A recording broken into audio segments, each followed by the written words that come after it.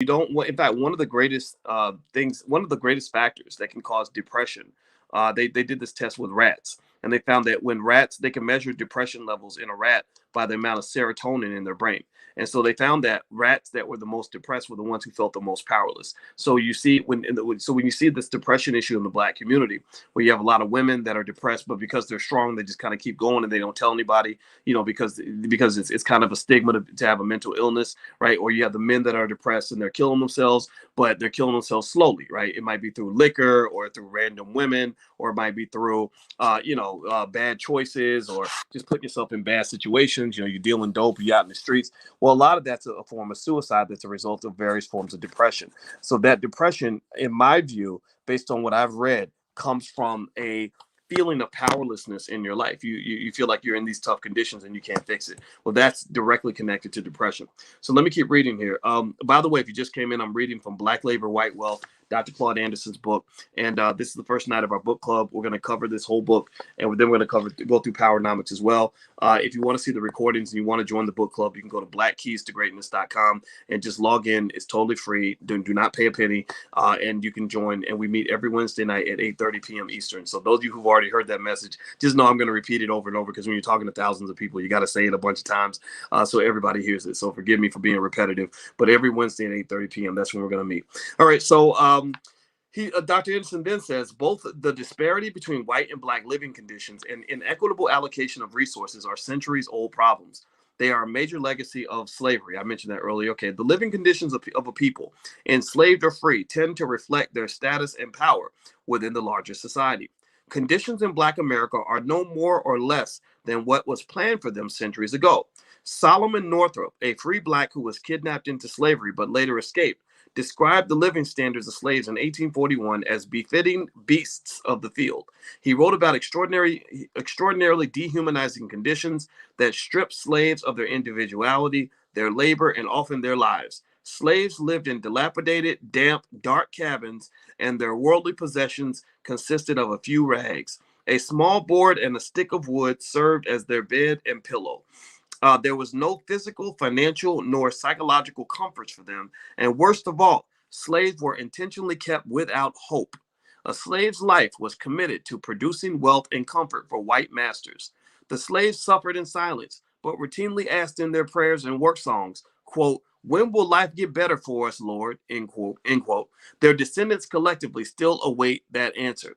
Legal and extra legal measures were taken to keep both the free blacks, like the slaves, in a dependent state and excluded from enjoying the fruits of a nation that their labor was building. So America is building up this powerful, this powerful nation, right? America has become becoming a superpower, and it's becoming a superpower on the backs of slaves who never have any hope of enjoying the fruits of any of that labor, right? And that's kind of a condition that people are used to. That's what I think. That's why the NCAA had no problem paying the athletes, right? Because they're making white men rich, and they're black. So that's kind of the tradition, right? Black people do all the work, other people get all the benefits. Legal and extra legal measures were taken to keep both the free blacks, like the slaves, in a dependent state and excluded from enjoying the fruits of a nation that their labor was building. Another thing about legal and extra legal measures is if to go back to the NCAA, if you notice, the NCAA was able to operate as a cartel and extract wealth out of the black community, and operate in a way that's illegal in any other industry. And they were allowed to do this because there were laws in place that said that it's illegal to pay an athlete for their labor, right? So this is a continuation of that tradition of black people not getting the benefits of their labor. So one of the first lessons that free blacks learned was that without money and power, freedom for a black-skinned person was freedom in theory only. They were still bound by their conditions and non-white skin color. The larger society kept them bound by making black skin color a badge of inferiority and degradation. Blacks who escaped the plantations were not permitted to escape the boundaries of their own flesh. In reality, the socioeconomic conditions for blacks outside of slavery were only slightly better than those within the slavery system. Being free for a black person meant being quasi-free. A black was free as long as he could prove he was free. And even then, he only had a marginally greater choice concerning how he lived compared to his enslaved brethren. In 1841, while Solomon Northrop lamented the terrible conditions of more than 4 million black slaves, approximately 386,290 quasi-free blacks throughout the North were being subjected to Jim Crow practices, a multiplicity of local ordinances and social sanctions that prohibited them from sharing fully in an affluent American society. So even in the North, the North, the liberals, that's where the liberals live. Those are your friends, right? Even in the North, Jim Crow was in full effect in the North. Even in the North, where they had semi-freedom, it wasn't really freedom. They didn't actually have freedom there. All right, so let me keep going. They were forced to survive in poverty and social decay. In the shadows of the American dream, blacks' freedom was little more than a cruel and sadistic joke. Local ordinances and social sanctions in the North and South restricted free blacks from earning competitive incomes. And there's an appendix, actually. I'm going to check the appendix on what blacks made compared to whites at that time. Their labor was sold for just barely above the cost of slave labor. Without sufficient income, few were able to secure decent food, health care, or housing. They remained legally free, but sought safe havens in large urban areas in the North, such as Philadelphia, Cincinnati, and Boston. The free black populations in and around those and any other large cities rarely exceeded 2% of the total population. These blacks lived off low-quality food and had few worldly possessions. According to Leonard P. Curry, author of The Free Black in Urban America, 1800 to 1850, more than a third of the black population in cities like Boston lived in blind alleys, cellars, and lofts. Their poor and unsanitary living conditions created rampant health problems and shortened their lifespans. Curry further stated that in 1855, Boston's City Register, Dr. Josiah Curtis found that the death rate among blacks was 99 times higher than whites. So this means that even black people who lived in the North, where they were free, didn't live that well. They lived very badly. Their lives were pretty terrible. So let me see here. So today, 150 years later, the mortality gap, between whites and blacks has narrowed only a little. Social pathology and inferior living conditions, not genetics, continue to control the life expectancy of blacks. In the mid-1800s, the living conditions for free blacks were so desperate that nearly 50% had no choice but to seek some form of public welfare. In order to survive, large numbers of blacks publicly acknowledged that they were in a helpless state and were incapable of feeding, protecting, sheltering, and educating themselves and their children. Many black families became so desperate that they voluntarily re-entered slavery to survive. Now, let me pause on that for a minute. Did y'all know that? How many of y'all knew that there were large numbers of black people who said, this is so bad that I want to go back to jail. Like, I want to go back to slavery. Like being a slave is better than being free, because at least as a slave, I get to eat something every day, right? I mean, think about that. Like, how bad does your life have to be that you want to be a slave again? You want to go back to slavery. I think that's really significant. I mean, that's something, and that's not something that you get taught in school, right? You get taught that when, black people were freed, that being free was always the optimal choice. But sometimes freedom can suck when you have no security.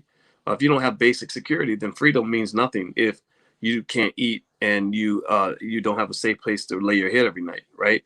So others turned to public charity, but nearly every black who sought some form of public relief was refused. They were chastised for being uneducated and were called lazy and irresponsible for bearing children they could not support. Curry indicates that in Cincinnati, a typical northern urban area, out of 3,269 cases in which the city granted relief to the needy, only 10 recipients were black. So they helped out 3,200 for every 3,269 people that they helped that were in poverty. Only 10 of them would be black. So black people couldn't even get welfare. They couldn't even get public assistance. And the assistance offered these fortunate black recipients was only for their own burial expenses. So they pretty much said, we'll only help you if you're dead. That's the only way we'll help black people. Now, mind you, understand that this book, Black Labor, White Wealth, we're reading Black Labor, White Wealth by Dr. Claude Anderson. This book is something that doesn't just give you what you didn't learn in school, but it also gives you the clear case for reparations, right? It really helps you understand not the fact that reparations are called for. We know that. I hope we agree on that. But it goes deeper to say that part of the reason that they're denying you the reparations is consistent with their consistent denial of other things that they've denied you for the last 200 or 300 or 400 years, right? So their reaction to reparations, saying, "Oh, we're going to study it for 7 years. We might get around to it. We might not." Or, you lazy people need to go pick yourselves up by your bootstraps. Like all of that, that's a tradition, right? And what's also being said here that's really important is that he's talking about black people that lived in the North. They were hanging out with the liberals. They were hanging out with the allies, right? So if your allies are treating you this bad, then you really don't have any allies, right? With friends like that, you don't need enemies. So anyway, let me keep going. And the book is Black Labor, White Wealth by Dr. Claude Anderson. If you're listening online, you can join the book club. We meet every Wednesday night at 8:30. You can go to blackkeystogreatness.com and sign up for free. It doesn't cost you anything. Blackkeystogreatness.com. All right, because I am going to cut off the public feed in 1 second. Public assistance tended to be distributed to whites only, being including able-bodied male immigrants, while aid was denied to black widows with small children. So a black woman who was a widow who had small children was put behind, say, a white man, an able-bodied white male who was an immigrant, right? So the immigrants who were able-bodied and could work and everything would get public assistance before black women who were widows who had small children. With the exception of a small number of abolitionists, dominant society was indifferent to the living conditions of free blacks. Rather than blaming white racism and slavery, white society blamed blacks for their conditions, even though the conditions were not unique to Cincinnati or Boston. Similar horrendous conditions existed throughout the North and eventually gave rise to what became urban black ghettos that symbolized the conditions of blacks. The Emancipation Proclamation and subsequent constitutional amendments legally freed all blacks and granted them citizenship, but without social and economic resources, these newly granted rights amounted to little more than paper rights. Now, what this is something that I talked to you guys about a couple of days ago. My term I use for this is what I call economic apartheid. Economic apartheid is something that I saw this weekend when I was going through Chicago, and I was on the north side of Chicago, in the downtown area where everything is really nice. Everything's nice and clean and safe and good and beautiful and wonderful. All throughout the city, though, in the south side of Chicago, west side of Chicago, over 100 people got shot this weekend. Over 100 people in Chicago got shot this weekend. If you go down there, things are not clean like they are in the north side. The sidewalks have cracks in them. The public services are not there. The buildings are all torn down and dilapidated. And many of these areas are run actually by Democrats, not just Republicans, but Democrats too. And so a lot of the Democratic tradition of offering you symbolism instead of actual money is reflected by, this is a tradition that what Dr. Anderson's saying is that in the North, again, where the liberals were in the North, right? The South and the Confederacy, I guess that's where your modern day Republican Party types come from, right? The red states, right? But in the blue states, where your allies were, you were living in conditions that were so bad that people were recommitting themselves to slavery because they had no other way to feed themselves. So to me, when I see this and I connect this to the present, right? You can't have the present without the past. Everything that exists in the present was built in the past. Every tradition that exists in the present started in the past. So when I'm understanding history to understand the present, what I see is when I go to a lot of neighborhoods that are run by Democratic Party heroes, civil rights superstars, whatever, these cities, these inner cities are destroyed. They are in horrible condition. They are in terrible condition. That economic apartheid is everywhere. Chicago's a Democratic Party run city, but the economic apartheid is absolutely horrendous, to the point where they just ignore you. If you say, well, why aren't you putting more resources in the black communities?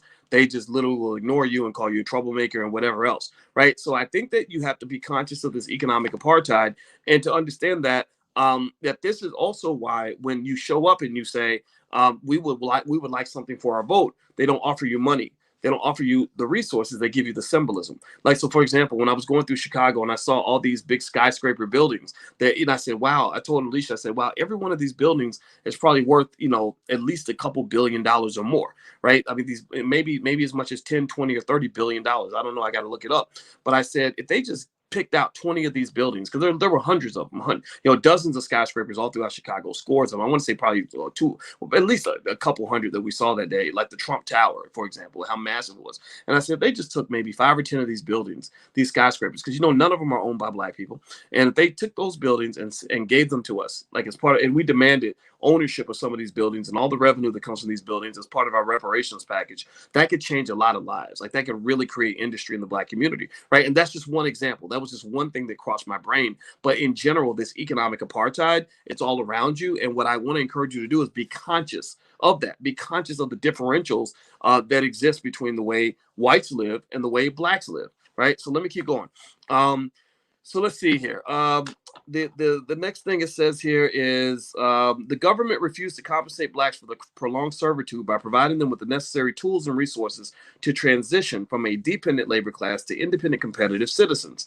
Instead of aiding Blacks, whites expected and urged the newly freed slaves to fend for themselves. They could work, seek public assistance, steal, or disappear. Since free Blacks could not work, were denied public assistance, and often could not leave the country, they had no choice but to accept what the dominant society offered them. Sharecropping, which was only but another form of servitude controlled by white plantation owners. So effectively, the way slavery works in a capitalist society, a so-called free capitalist society, is you don't tell somebody what they have to do. You don't tell them what they have to do. What you do is you do it kind of the way I'm a mathematician. You guys know that I taught math at the University of Kentucky.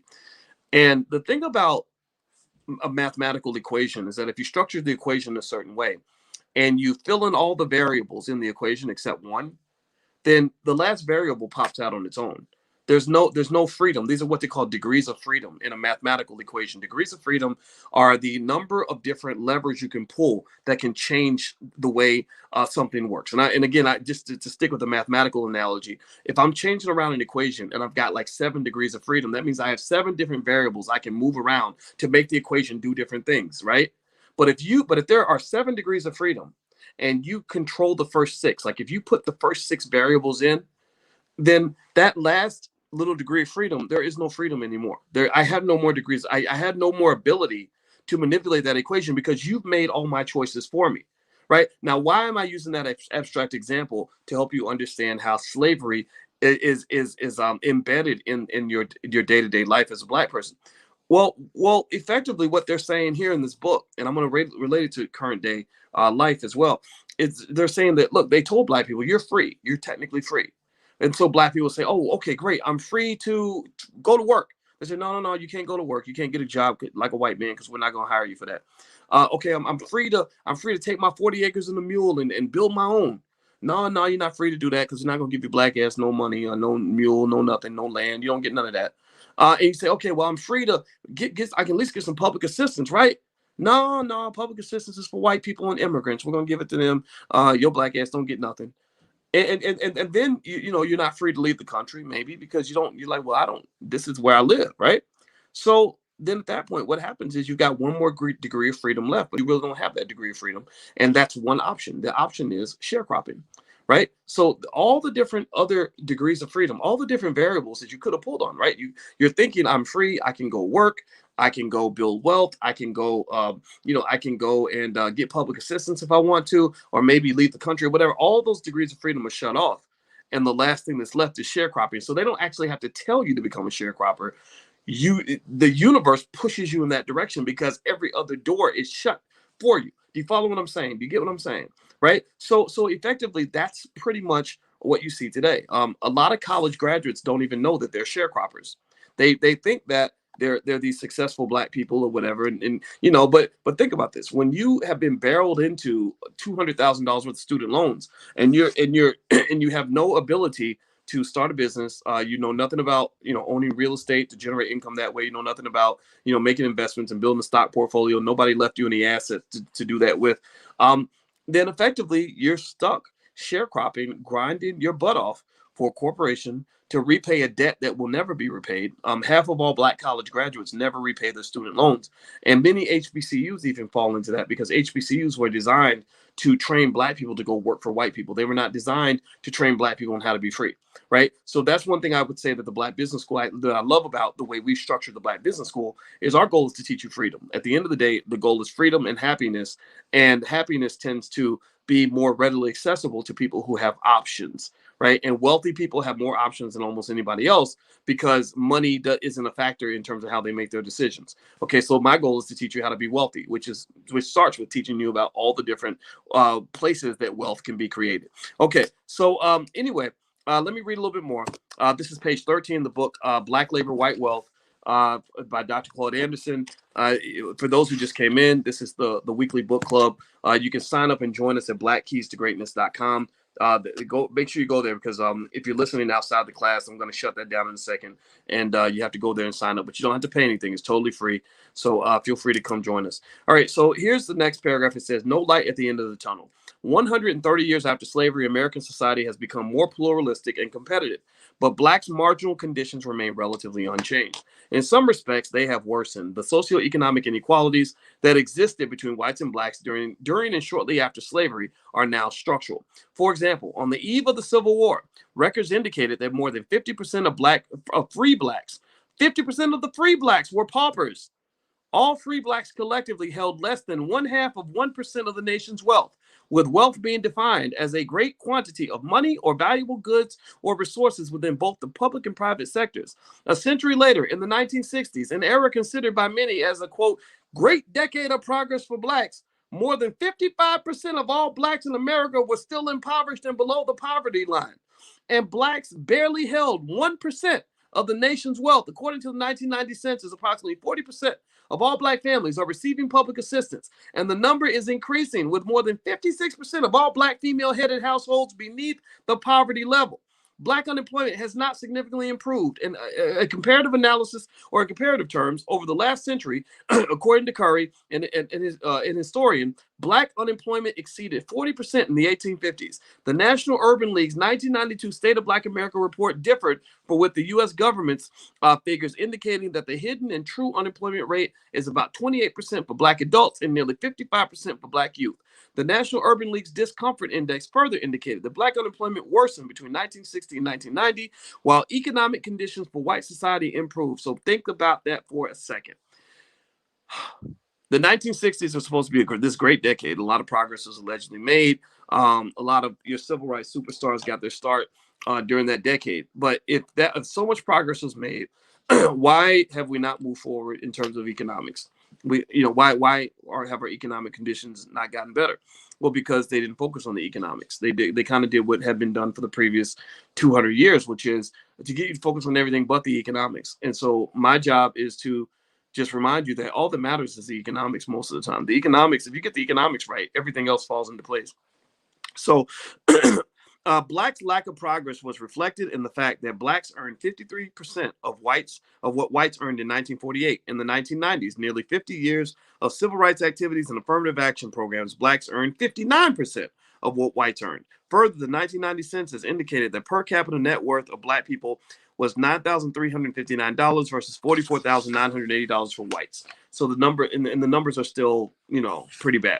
Like their ancestors, blacks today have the same set of options, and yet they still lack employment opportunities in public jobs or black businesses, because most white businesses are inaccessibly in the suburbs. They still are denied or expunged from public assistance roles, and they have yet to learn how to disappear.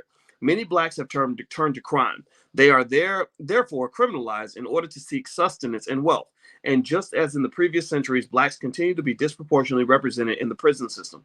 Curry indicated that in 1950, for example, blacks constituted 60% of all persons incarcerated in Maryland, and half of them were under 16 years of age. During that same period, in the states of New York, New Jersey, and Pennsylvania, blacks made up more than 50% of the prison population. Today's prison rolls show similar percentages of blacks. Approximately 38% of all black males in America are either in prison, on parole, or on probation. Still, they are luckier than many of their counterparts who annually fall victim to the homicide crisis, which each year claims more lives than the total number of American soldiers killed in either the Korean or Vietnam wars.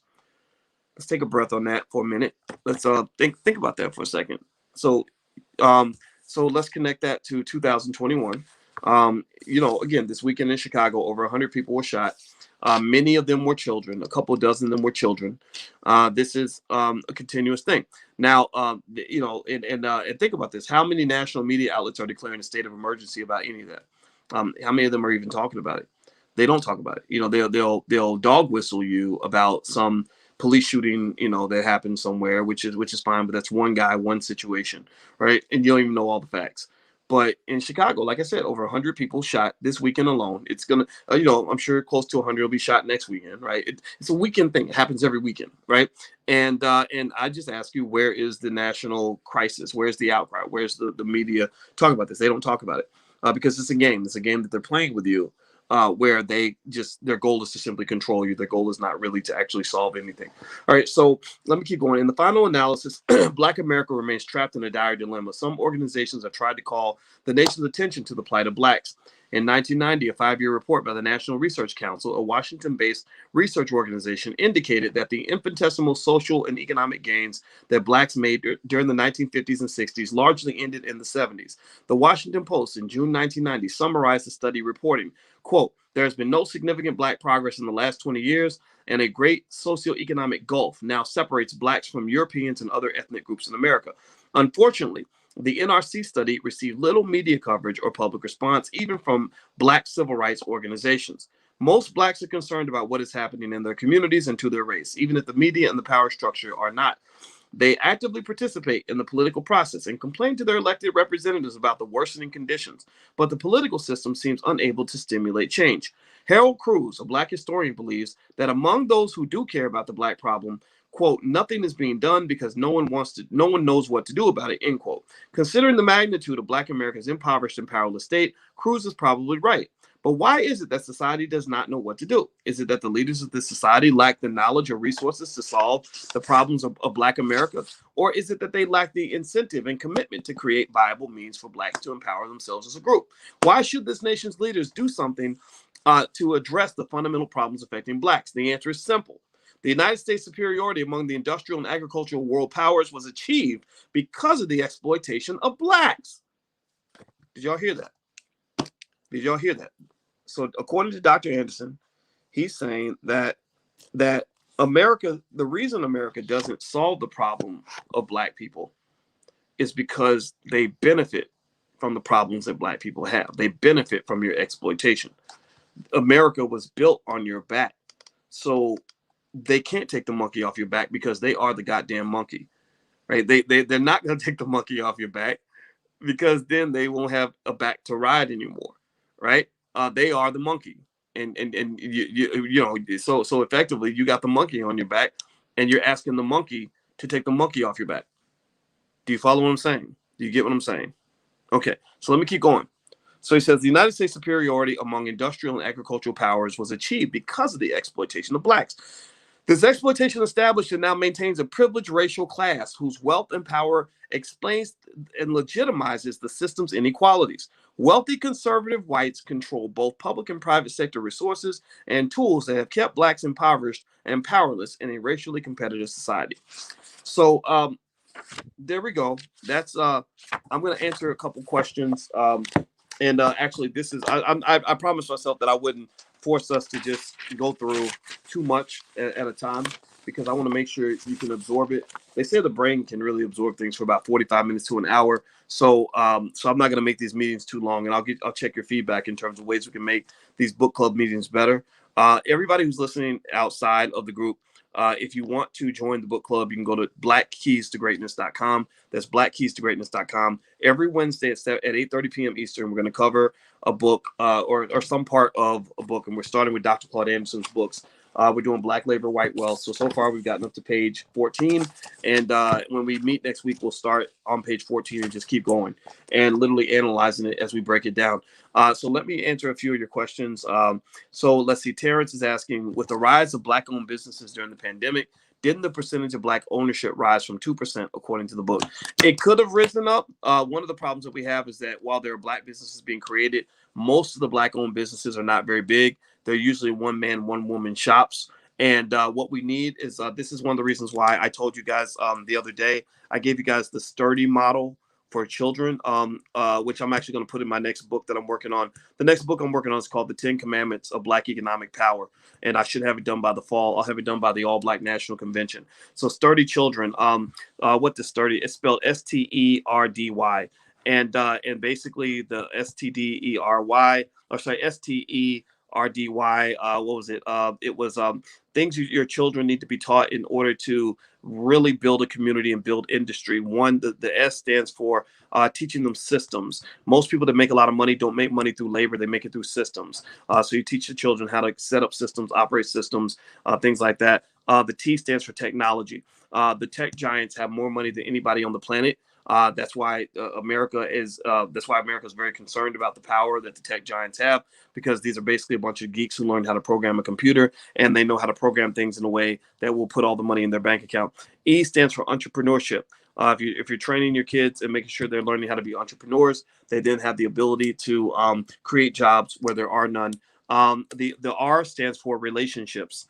Relationships means that you get past all the fighting, all the crabs in the barrel, all the nonsense, and teach them little things like dispute resolution, how to establish goodwill with other people, how to have a gate where you are adding value with other people so that they want to be around you and want to work with you, so that you can have cooperation and actually build things. Most multi-billion, multi-trillion dollar companies are not run and operated by one person. They're run and operated by groups of hundreds, if not thousands of people who are able to be on code and operate on the same page.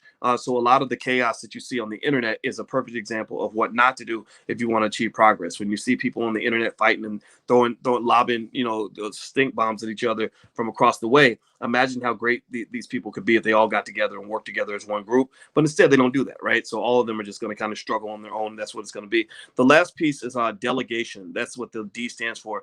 The delegation gives you the ability to not work 40 hours a week, 50 hours a week, 60 hours a week. It gives you the ability to work 4,000 hours a week, 5,000 hours a week, because you're delegating. You understand you have systems in place, technology, you're an entrepreneur, you've established healthy relationships with other people, and which gives you the ability to delegate tasks so that everybody's working together. And that way you're achieving a lot more as a collective than you can on your own. So build sturdy children, and those children will grow up and become the jobs creators of the next generation. I don't really measure you based on what kind of job you have. I measure you based on how many jobs you can create. That's what you really need in your community. Elon Musk has probably created 1 million jobs for white people. Jeff Bezos has created 1.3 million jobs at Amazon. I want to see black kids growing up and creating 100,000, 200,000, 400,000 jobs for the black community. I don't want to hear about some Negro who got a fancy job working for a white guy, even if the HBCU he went to thinks that he's like the alumni of the year. That's not impressive to me. What's impressive is that guy or that woman who goes out and creates a company that's employing 500 or 600 people, maybe 1,000 people, and helping all those people to have the freedom they deserve. Okay. So Kerry says, is the modern day prison system in America another manifestation of black labor, white wealth? Absolutely, absolutely. Remember, there's a loophole in the 13th Amendment that basically says that if you are convicted of a crime, they can technically make you a slave. Basically, the whole prison system is is kind of the big loophole. It's like, damn, we can't make them slaves anymore, so let's make them slaves by another name. Let's see, Everett. More of a statement. Keep this going, boys. I will read. This is amazing. All right, well, good. I'm glad you like it, and I'm open to suggestions on how we can do the book club better. This is the first time I ever did this. This is purely a passion project for me. This is why I made it totally free. BlackKeysToGreatness.com is where you can log in. I'm gonna put all the recordings in there, but there's also already a ton of material in there. That was actually a life class I put together. I did it originally for young people, but really for anybody that wants to know the secrets of being a high achiever. That's what I did. I just literally documented my whole process of achievement, because I want you and your family to be able to overcome obstacles. If you are truly committed to black excellence, I don't think white supremacy can stop you. I believe that if white supremacy and black excellence were to play against each other in a basketball game, black excellence will win 185-12. I really believe that. So I don't believe white supremacy doesn't bother me. Racism, honestly, racism doesn't bother me a whole lot, because I know I can dominate any racist that gets in my way. In fact, I don't care how racist you are. If you're working for me, you're gonna do what the hell I tell you to do, and you ain't gotta like me. I don't care, but you're gonna respect me. All right. So let's see, Kelly. How important is venture capital for building sizable businesses? Venture capital does matter, but I don't think venture capital is always necessary, and it's very, very hard to get. But if you can get it, just make sure the terms are right. Let's see. Can you repeat that link, that think tank for Dr. Claude Anderson you want us to donate to? Yes, it is called the Harvest Institute. It's harvestinstitute.org. That's harvestinstitute.org. That's the website. And powernomics.com is where you can get a copy of the book. So for next week, we're going to meet next Wednesday. And Tiara says she brought her 3 teens. I think that is so awesome. Please tell your children I said hi, and I expect all of y'all to be the leaders of the next generation. So when I'm old and gray and it's the year 2060 and I'm too old to do anything and maybe I'm gone, I need y'all to go carry the torch and run with it and run that relay race, carry that baton like Sha'Carri Richardson past the finish line, because that's what we're doing. We're making this sacrifice for you. So that's why we do this. Okay. Kimberly Smith. Sorry, not about the book, but can you tell us where to find information on the Black National Convention you just mentioned? Yes, the All Black National Convention. We're gonna have it in Orlando. We're digging to find our venue that we want, but we're aiming to make it a little bit bigger, and we're also going to aim to have some breakout sessions and do a little bit more. Maybe have a gala and stuff like that, but also breakout sessions on crypto and stuff like that. So it's going to be really fun, really inclusive. So I'll keep you guys on notice. If you're not on the email list and you want to get on there, just so you can get the notifications, you can either go to blackkeystogreatness.com and sign up for the book club, or you can go to allblackeconomics.com. You get a free e-copy of my book, It Takes a Village to Raise the Bar. That's totally free also. Okay, let's see. Gene says, good night, Dr. Boyce. Will this be uploaded later? Yes, I'm going to load it into blackkeystogreatness.com. You can log in and get it from there. Let's see, Marcus, great dialogue, Dr. Boyce. Can you speak on the phrase, I'm using what I got to get what I want? I'm alluding more to our physical gifts as Black people. Using what I've got to get what I want. I mean, that's basically, that's like an allocation of capital statement in my view. Anything that you have that allows you to get what you want, whether it's money or love or friends or anything or connections, that's capital. That's human capital or some type of capital. And basically that's what investing is. You're taking your capital that you have and you're allocating it in a certain way to achieve a certain goal. Or like a general who has a military and you have certain soldiers and you say send 1,000 soldiers that way because you're allocating your capital to achieve a certain goal. And if you allocate it badly, then you'll eventually lose your capital, right? So capital preservation is important, but also growth of your capital matters too. Okay, one more question. Valerie says, I don't really have a question. I just want to say thank you for the information, education. This is where our power lies. Well, you are welcome, Valerie. I'm very happy to see you.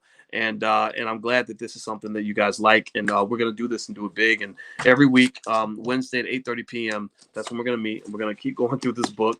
And it might take a year to get through this one book, but we're going to do this. And because I really believe every Black person in America needs to know some of these books.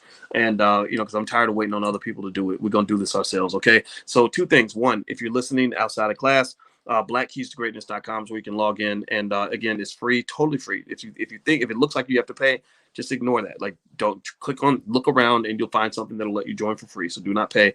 Number 2, another free thing we're doing is you guys, I don't know if you guys know, but we make movies where we don't just talk about building industry, we're building industry. So we've made several films. We've made Democracy, a Black American Horror Story, Resurrecting Black Wall Street, The Blueprint. We've made The Black Love Blueprint. We've made all kinds of films. And so the most recent release that we have is a film called Till Death Do Us Part. And that is by Tiara KJ Williams, who made another film that we released called Raising a Black Scholar, all about the homeschool movement. So Till Death Do Us Part is basically a 6-part. We broke it into 6 pieces where we basically have couples that have been married 20 or 30 or 40 years. I'm tired of people that giving relationship advice online who don't know how to have a healthy relationship, done had 2 or 3 divorces or never been married or saying crazy things about men or women or whatever. I think it's better to learn from people who have experience. People like my parents. My father and my mother have been married 47 years. They know what it takes to be married. They're not, but they're just not flashy. You're not going to hear this on the internet. So we found some couples. Most of them are OG types. They're in their 50s and 60s and 70s, been married 30, 40 years, and they break it all down in terms of telling you what they did to stay together. Why is this important? Well, it's important because I keep emphasizing to you guys that family, the ability to connect and form healthy relationships and maintain them is critical to building wealth, because the less time you spend fighting, the more time you can spend building and making economic love and accomplishing your goals, right? So basically, we're going to show this film. Again, it's totally free. You don't have to pay to watch our movies. We could have charged and did what people do and have screenings make people pay, but we really don't charge if we don't have to. We do charge money for some stuff in the Black Business School because we're trying to expand across the world, and that does cost money. And but when we can do things for free, we'll do it for free. And so with this film, you can watch it for free. We're going to show it July 22nd, 8 p.m. So if you want to register, go to blackmovienight.net. That's blackmovienight.net. If somebody could type that in the chat, I would appreciate it. It's blackmovienight.net, not .com, .net. And you can register for the event. Okay. All right. I'm getting tired of talking. I've been reading and running my mouth the whole time. And I hope that it was worth it for you guys. And I really enjoyed hanging out with you. And this is really fun for me. And if I sound like a happy lunatic, it's because I really am a lunatic and I really am happy. So I'm always happy to see you because I consider you my family and I love you very much. So take care and have a great day. And I'll see you guys. I guess I'll see you guys real soon. So take care. Bye-bye.